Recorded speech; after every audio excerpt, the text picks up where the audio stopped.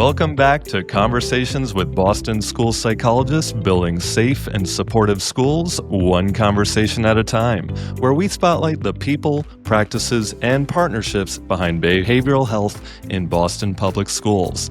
I'm here with our Senior Director of Behavioral Health Services, Dr. Andria Amador, and today we're so excited to welcome Dr. Eric Rossen, the top dog, the big cheese, the head honcho at NASP, but more formally known as the NASP Executive Director. Eric, thank you so much for joining us today. Thanks, Tim. I think I need you around when I'm redoing my business cards. I appreciate all the titles, yeah. I'll just write them all, right? The big enchilada, I'll just keep going. But before we start with the questions, I would like to do a quick introduction. So, Dr. Eric Rossen is the Executive Director of the National Association of School Psychologists, after serving as Director of Professional Standards at NASP for 14 years. Prior to joining NASP, he worked in public schools, independent practice, and in higher education. Dr. Rossen has authored numerous books, book chapters, and articles related to school psychology practices and psychological trauma. He is a nationally certified school psychologist and licensed psychologist in Maryland. As the Executive Director of NASP, Eric, can you share why NASP is so important for school psychologists and the field of mental health? Go ahead. Sure. Well, first, I just want to say thank you, Tim and Andrea, for the invitation to be here. I really enjoy when I get to spend time with each of you, both personally and professionally. So really nice to be here and just to have a conversation with you both. So absolutely. So the question, right? Why is NASP important for school psychologists? And I think it's helpful to sometimes take a step back and think about what do associations do for any group, right? I mean, I think there's an estimated 20,000 plus professional societies or membership organizations like ours. And why do they exist? Broadly, they serve a critical role in solving problems that individuals can't. And I think that's a helpful thing to remember, and that they can solve alone. So this is accomplished through a number of critical tasks. Perhaps number one being serving as a professional home for the profession, especially amidst a field that often leaves practitioners in isolation. Many school psychologists may not see another school psychologist for weeks at a time, or sometimes months.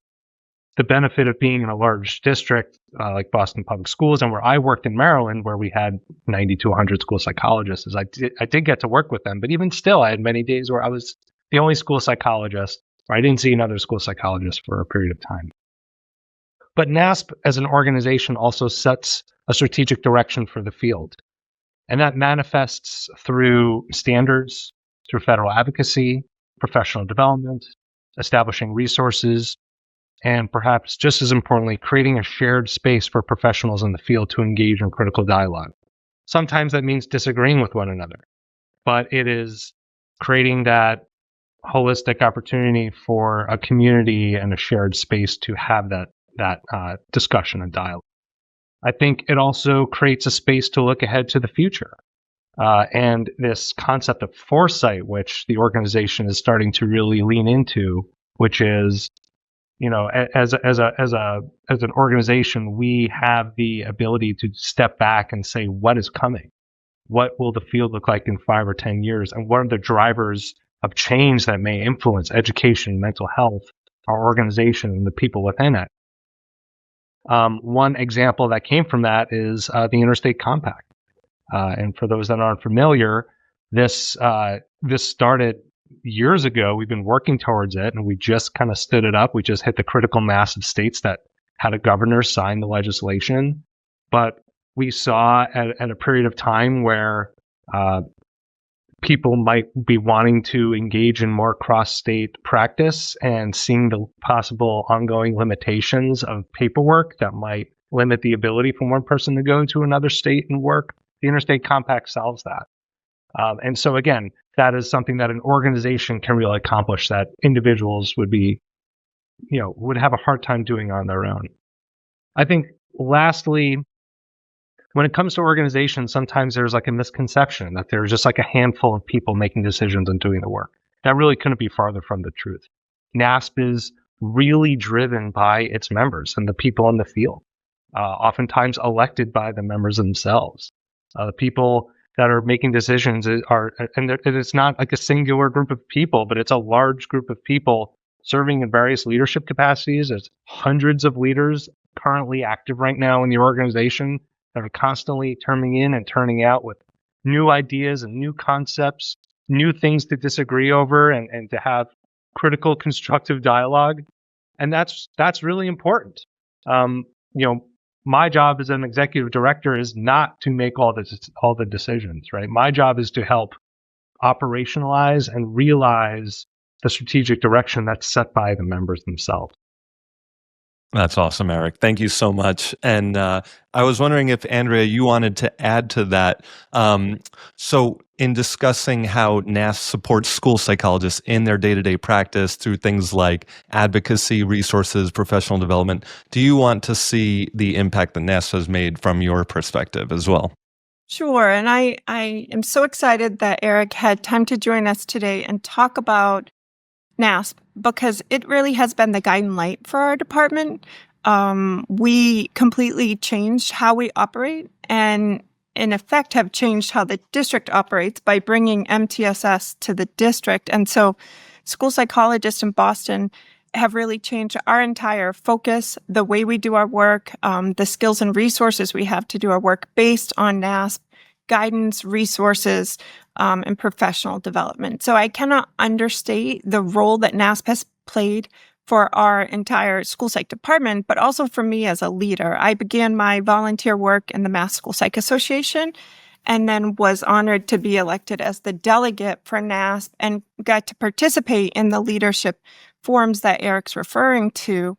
And it just opened my mind to an entirely new way of operating as a professional, to interacting and engaging with other people, bringing great ideas happening around the country back to my district. And so NASP is really singularly the most important professional resource that we have to us, both as individual school psychologists, but as a district leader, I rely on NASP to help me guide the strategic plans for my district. Absolutely. Thank you, Andrea. And Eric, back to you. I'm sure one of the biggest perks of being the executive director is you really get to dream big. And so what are the big ideas or big developments in school psychology that you are most excited about right now? Well, you're absolutely right. It is really nice to dream big. So there's a lot happening. There's some developments. There's big ideas. There's also some things that we just need to be thoughtful and careful about. So I think on a federal level, I think one of the most kind of groundbreaking and field-changing initiatives has been access to federal grants issued by the Department of Education that were originally in the scope of $1 billion of money that were available, that were supporting the development of programs, the hiring of faculty, the recruitment and retention of school psychologists across the country, and also just promoting innovation and how we bring people into the field, developing pipelines, and making sure they stay in the field. Now, as many of you know, it's been a somewhat turbulent period, I would say, for education. But through our tireless advocacy and very strategic and thoughtful and careful approach to building relationships with people at the federal level, we are now seeing a recompete for grants from the current Department of Education. They've actually now limited it to just school psychologists. And they have said school psychologists specifically, whereas the previous grants were open to other school-based mental health professionals, they talk about school psychologists as really having this being uniquely positioned to fulfill a lot of the goals. Now, to be sure, NASP and our advocacy didn't necessarily ask to block everyone else out. Importantly, we partner a lot with school counselors, school social workers, school nurses. We see all of them as force multipliers. But having said that, we're delighted that the recognition is there and that money is there. So this aligns again with a continued trend of this recognition that mental health is a prerequisite for, not an extracurricular thing that we need to think about. And so seeing that continuing to build this idea that mental health actually is not only prerequisite to learning, but school has a critical function in doing that, even amidst this somewhat turbulent education right now, is very uplifting. I think there are some other things that are coming that, as far as expanded use of data and technology and telepractice and AI, and just being mindful about how that will change the field, how that changes the practices of organizations. So again, from my perspective, I'm thinking about what does this mean for school psychology and school psychology practitioners, and what does this mean for NASP as far as being able to best serve our members? And there's multiple pieces to that, right? One is, how do we help school psychologists navigate a somewhat uncertain set of future possibilities and future scenarios for how this looks in their practice? Then the other part is, how does NASP as an organization also think about how we use AI to better serve our members, right? Do we create our own language learning model, or do we have chatbot? And there's a lot of things to think about. How do we handle publication and copyright and manage that with all the things that we put out? So there's a lot happening, and I think there's some really interesting futures that may come to fruition.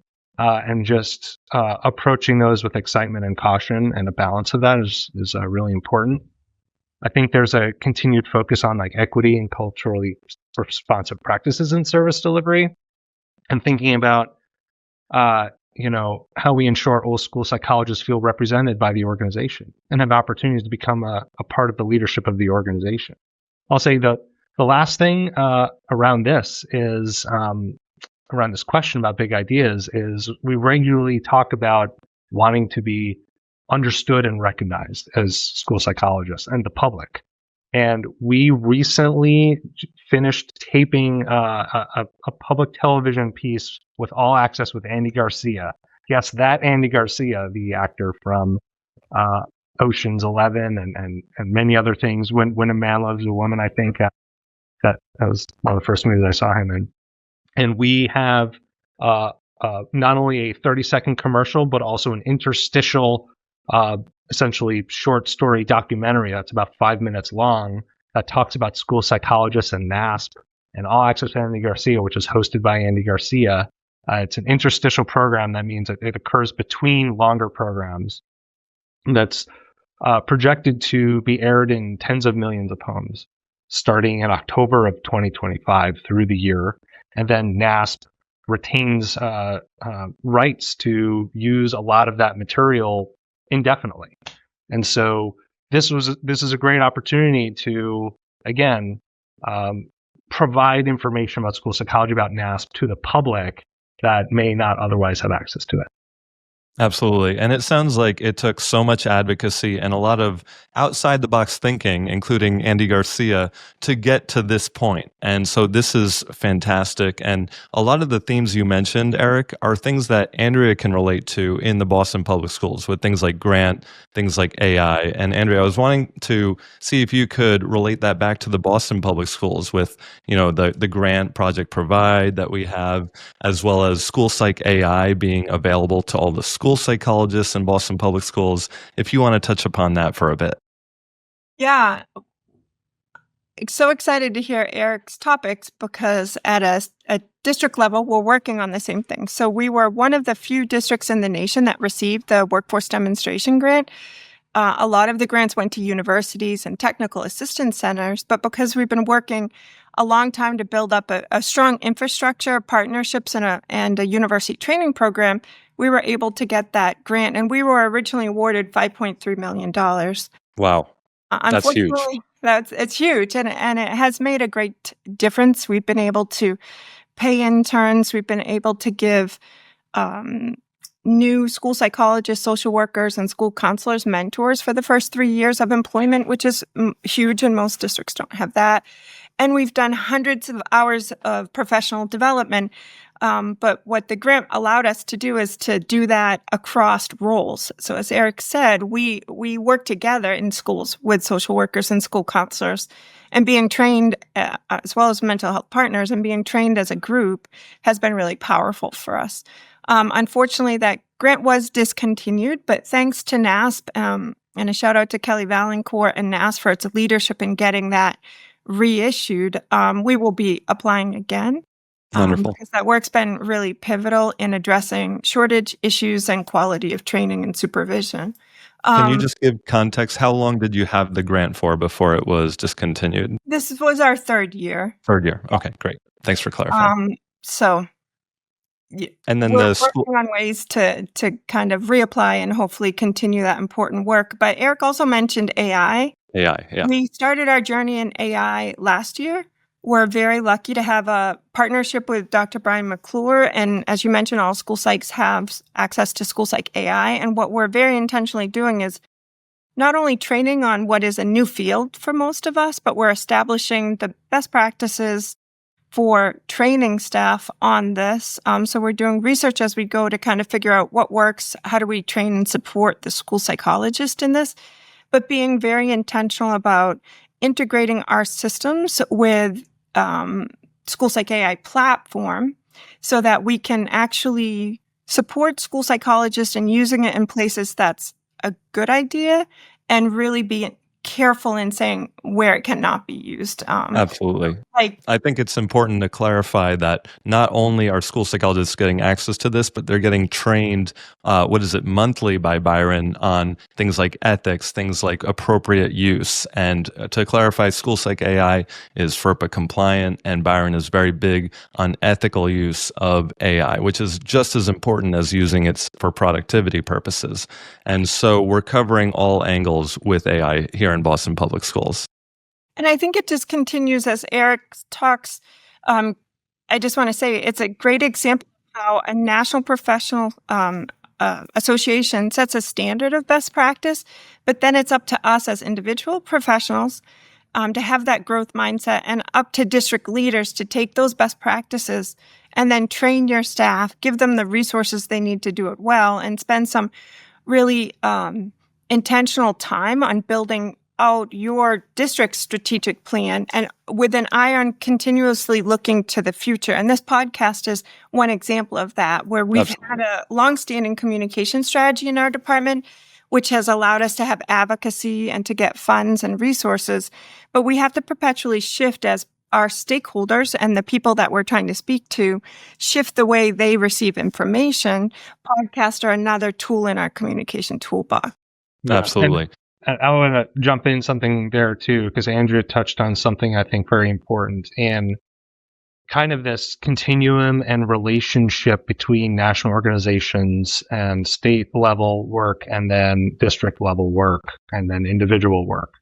And there's this idea about like standard, and writing standards is a messy business in the sense that you have to be very forward thinking, right? So NASP, for example, updates its professional standards for the field, which encompasses ethics, credentialing, graduate education, and practice every 10 years, right? And it takes a few years to even develop them. So when you're writing standards in between 2017 and 2020, you're thinking these standards have to be relevant through 2029, 2030. We were writing these before COVID. And so I think when so standards have to kind of thread this needle between not being overly prescriptive and not being too vague. And what I think the standards did a pretty nice job of that. AI was barely on the radar in 2018, 2019 for a lot of the people on that standards writing team. What that means is that leaves space for the importance of districts like Boston to not be constrained by them and to be nimble and thoughtful, because things are regularly changing. And so standards sort of set these important, lines and boundaries and cautions and thoughts, but should never be designed to say, this is exactly what you do in this situation, because they would be not only ineffective, but quickly obsolete. And I believe the last standards writing group for NASP did a great job in ensuring that, and right now they're written to be, yes, if you're using any kind of new technology, be cautious, be thoughtful, set use policies, and it enables innovative groups like Boston Public Schools to then regularly adapt to the very rapidly changing content. Absolutely. I think this is a great topic to expand on more. Obviously, the NASP practice model is a cornerstone for both NASP and Boston Public Schools. Some of our viewers might not be familiar with the NASP practice model. So, Eric, if you could just describe it briefly, along with talking about how when the NASP practice model aligns with district initiatives, statewide initiatives, the impact you have seen when districts are using the NASP practice model to its full potential. Sure. Well, at its core, right, the practice model is the official policy for how school psychological services should be organized and delivered. So it does this in two ways. First, it describes the full scope of knowledge and skills that one can expect a school psychologist to possess. And second, it describes the infrastructure conditions needed to ensure those services can be delivered. And so we refer to that second part as the organizational principles. That covers things like supervision and climate and evaluation systems. The ratio, that often cited ratio recommended of one school psychologist every 500 students enrolled, that lives within the organizational principles component of the practice model.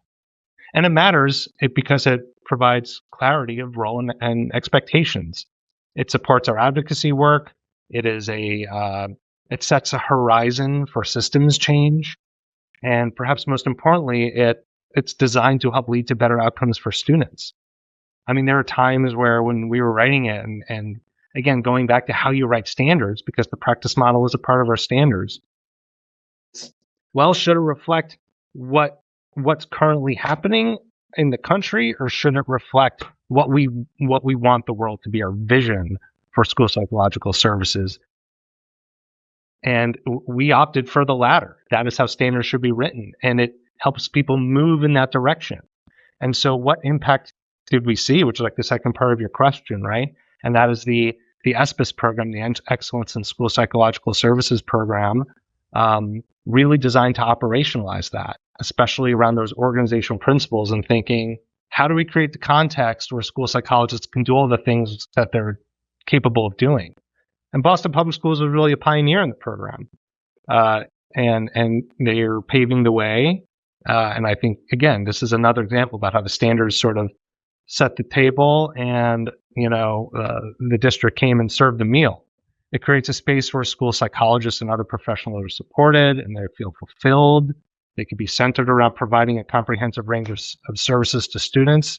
These systems demonstrate sustained capacity, commitment to continuous improvement, and alignment with the standards, and consensus on how school psychological services are most effective.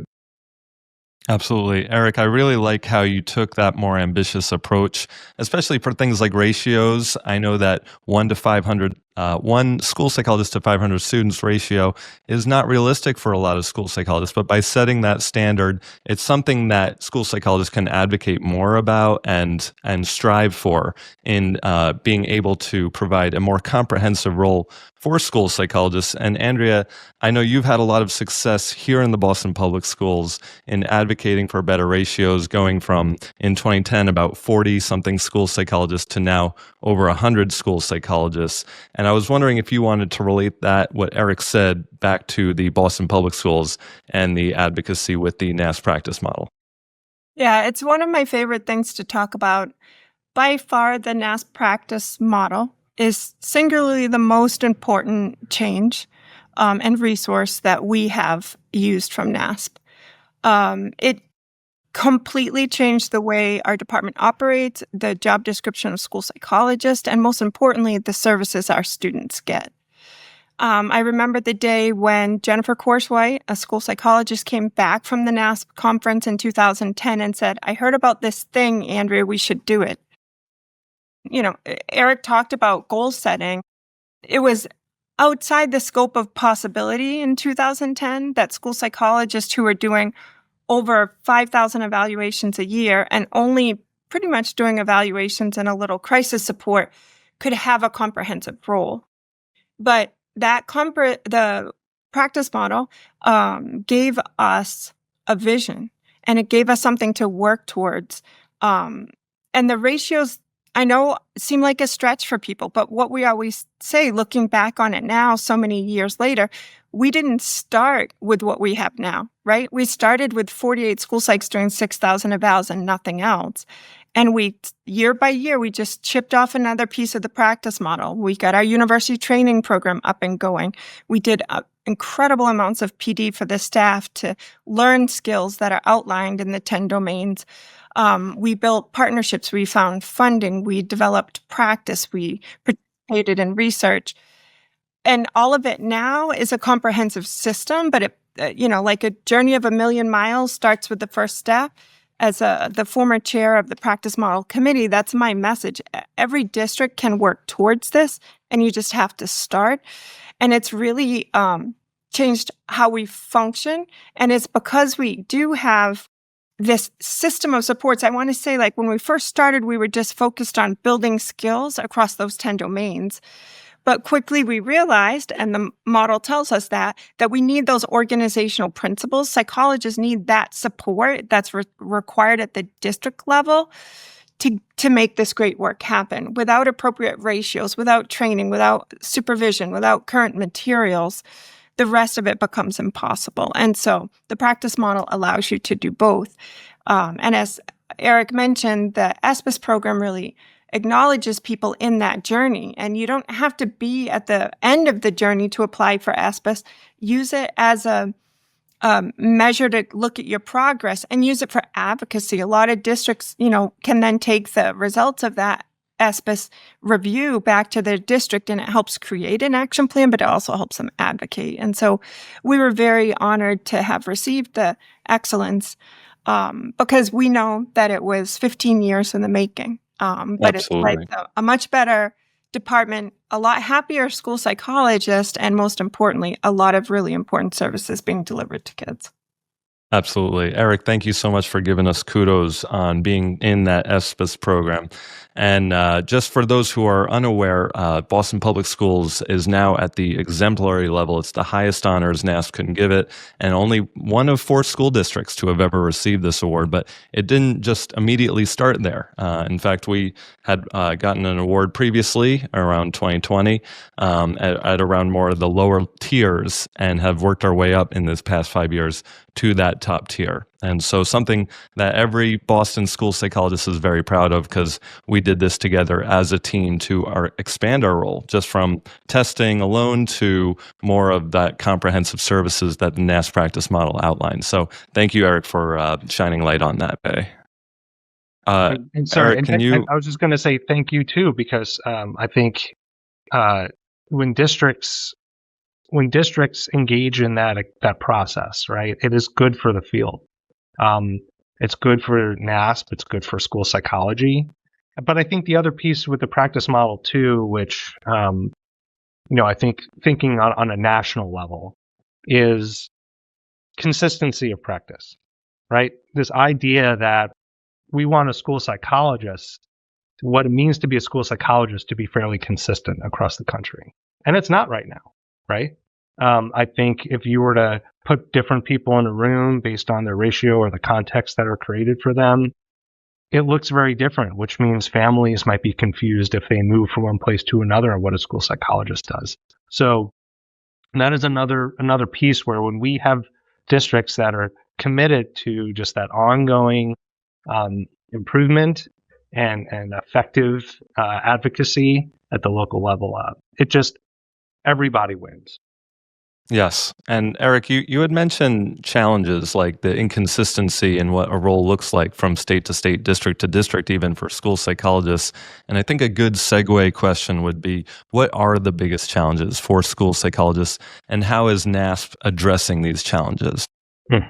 Oh my goodness. Well, there's many challenges. I mean, I think on a national level, of course, shortages continues to emerge, and that trickles down to some of the daily challenges that school psychologists face, right? Whether they are feeling stifled in their ability to engage in some of the work that they want to do, or they don't feel as fully supported.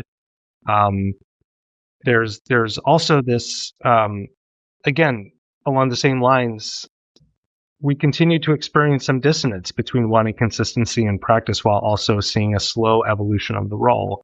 And we're seeing like this push and pull, right? I still talk to people that don't want to see school psychology evolve in a way that a lot of the research and evidence and consensus in the field shows will be more effective. And all that's amidst a very rapidly changing context. So there's, again, a big challenge is what we were just talking about, this some of the inconsistencies in how people practice and how systems create a context for practice. I think a big challenge too is, and again, this is sort of this is more macro level, not even just in school psychology, but ongoing distrust of information, right? That's just a kind of like a broad comment and something that I've been thinking about as an executive director.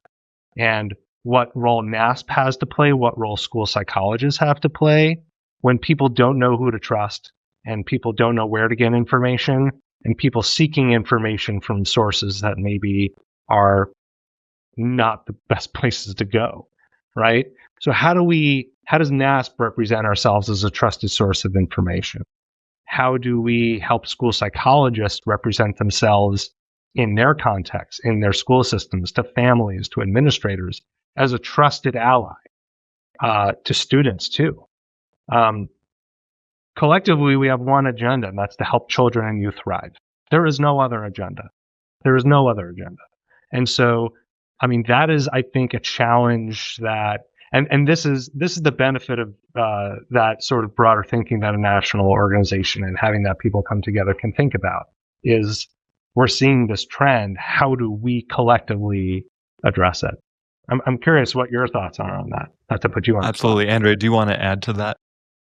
I would say, much like that continuum Eric and I have been hearkening on, it's how are we, NASP is the gold seal of what works and what's the best standard. And so at a district level, we use that resources, reputation, and advocate for what we need. But specifically with workforce shortages, I want to name that the job satisfaction of school psychologists goes up when they do more than assessment. And it doesn't mean assessment's not important, and it doesn't mean it's not essential part of our job, but job satisfaction goes up. If we want to retain people in our field, they have to be happy with their work. And so we're lucky that people know that we do have this expanded role. And so we are able to recruit folks, and we don't have the shortages that I know many people face. But what we are working towards is a diverse school psychology department that reflects our students. And so a challenge is continuing to use the NASP Exposure Project, and we've partnered with Dr. Bear and his incredible work about getting that out. So we're getting a more diverse group of folks interested in the profession going into the programs so they can be trained by us and then graduate and work for us. So I think for us specifically, bilingual or multilingual school psychologists is a shortage issue. Trying to find funding for that training program also helps to even out the difficulties a lot of people face to go into grad school, right? So having those paid internships is part of our workforce development strategy and will help with our recruitment and retention. But then one thing that we're really looking at is how to develop a new funding formula for school psych positions. I think districts are used to determining the number of school psychs they need by the number of evals they have.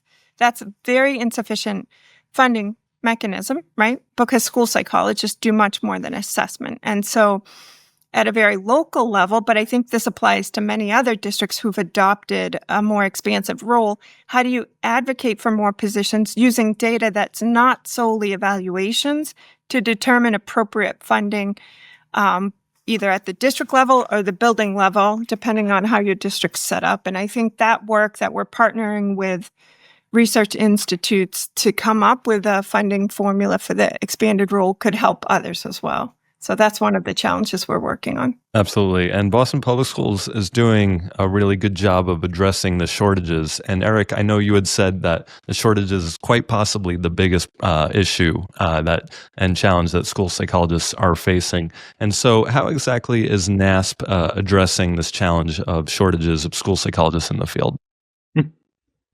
Sure. I mean, there's numerous things. I mean, just like the Interstate Compact is one of them. The grants, right? These are like two very broad pieces that, again, we're setting the stage for people to engage in that.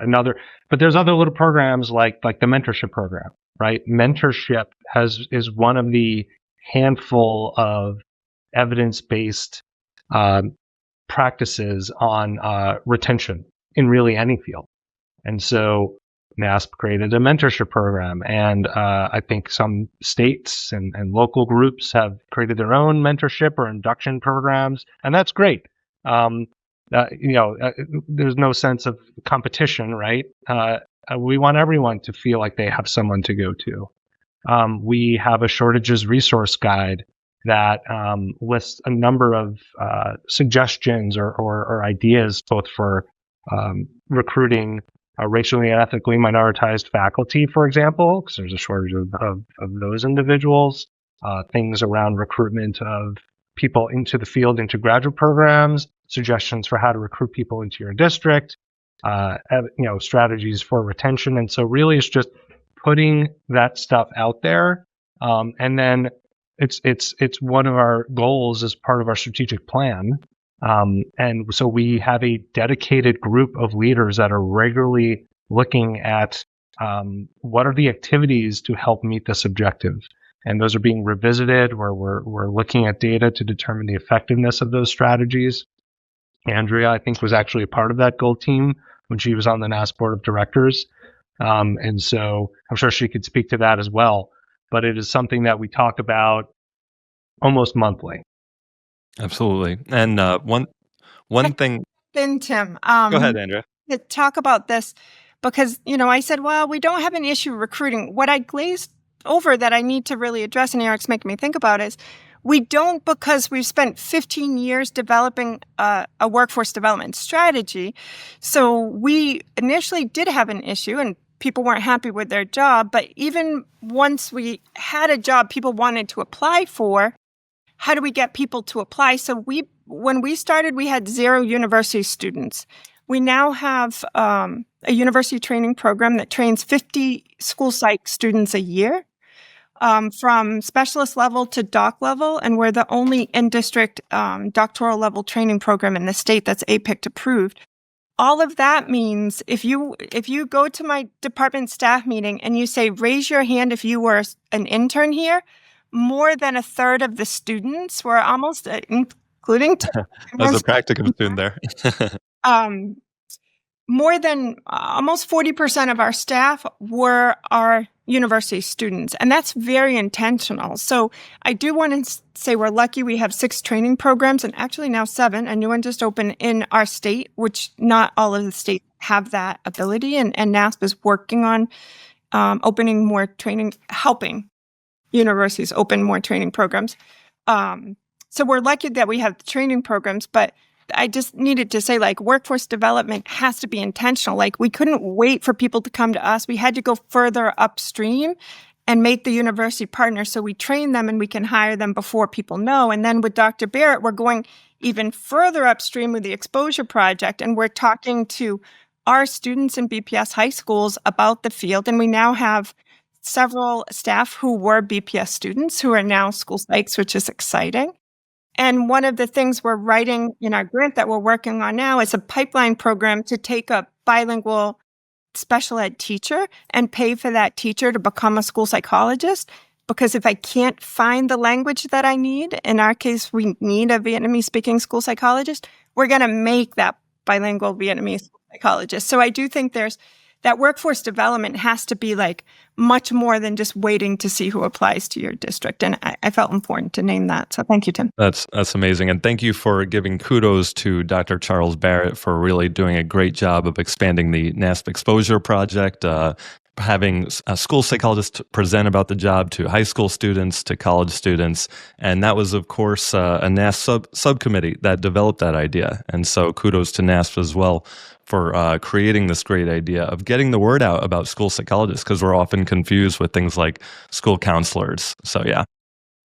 Give me 1 second, guys. I'll say that as Tim looks for his paper, Dr. Barrett is coming up in a future podcast, I believe, as speaking with our doctoral student who runs the NASP Exposure Project in our district. So each year we have our cohort of university students being the ones to go out and share the NASP Exposure Project with our high school students and undergrad students in their universities. So that's fantastic. Thank you, Andria. So, Eric, we have one last question for you. And you had mentioned in your last answer about the evolving role of the school psychologist. And so I think this segues nicely into looking ahead. What role do you see NASP playing in advancing the future of school psychology? Yeah, well, again, thank you for this question. It's a big question. I think there's a number of areas, and I'm sure I'll wake up tomorrow and think of something that I should have said. But I mean, I think at its core, one of the first things that comes to mind is continuing to be a place where school psychologists can come together and where they can disagree if needed, because sometimes disagreement is actually really beneficial to moving science forward, to moving dialogue forward. We do this through communities and mentorship and assembling leadership, in-person and online professional development. I was talking to someone recently about, and I remember someone asked me a while ago, like, why does NASP call it like the convention versus a conference, right? And in my mind, I've always like thought about the base words, right? A conference is where people go to confer. It's this idea where you're sharing ideas and you're coming to agreement on some idea. But a convention is where you convene people together. And that is what we do. It is not just about the sharing of ideas, that's a part of it, but it is bringing people together. And it's sometimes a very hard, even though it's a rewarding field, it's a hard field. And I think about this quote that my grandmother always said, and I attribute it to her, but I don't think she came up with it. She always said, "Pain shared is halved, joy shared is doubled." And I think when we do this work together, even if it's painful, we're just better off for it. I think NASP has a role in continuing to be very active in federal level advocacy. We've been, as we've talked about, incredibly influential in securing access to hundreds of millions of dollars for the field. I think continuing to create a space for the sharing of ideas and research. And then going back to the idea of being a trusted source of that information, where people can go there and say, the information being shared is something that I can put my name behind, something that I can print out, hand to someone, and feel confident that this is, I'm not going to regret this. Continuing, I think as an organization and its leaders, another thing is continuing to look ahead, to have foresight, to try to think about what new challenges should we be ready for in 2030 and 2035, and start identifying if there are things we need to do today to better position the field and ourselves to be ready for that. I think a couple other things finally is we want to continue to think about how we make sure people see value in their NASP membership, and recognizing that what that means for one person may be very different for another. And we have different generations with different expectations, different senses of responsibility or what they want. I think some people see participation in their professional organization as a professional obligation, or some see it as a professional responsibility. Some people see it as something that they take pride in being, and others see it as, well, I need to derive some transactional benefit from my dollar to dollar, right? And how do we stay relevant to all those people? And then I think lastly, NASP serves a really important role in working with other organizations and partners, where we can align our interests and run in the same direction.